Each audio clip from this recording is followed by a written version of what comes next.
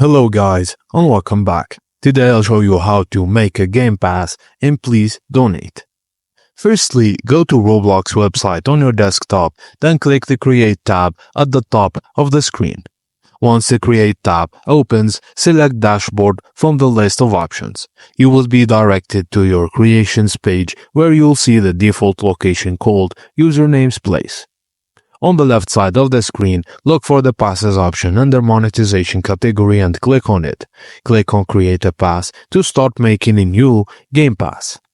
Choose an image of your pass. The image isn't the most important for Please Donate, but it should still be relevant to your Game Pass. Enter a name for the pass, then click Create Pass to move forward.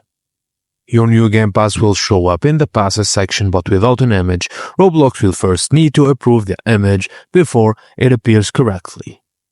Click on the Game Pass you just created, then go to the Sales tab and toggle the Item for Sale button to activate Game Pass. Set the price for your Game Pass. Keep in mind that the Roblox takes a percentage of the earnings. For example, if you set the Game Pass price at 15 Robux, you will receive 11 Robux after Roblox has cut.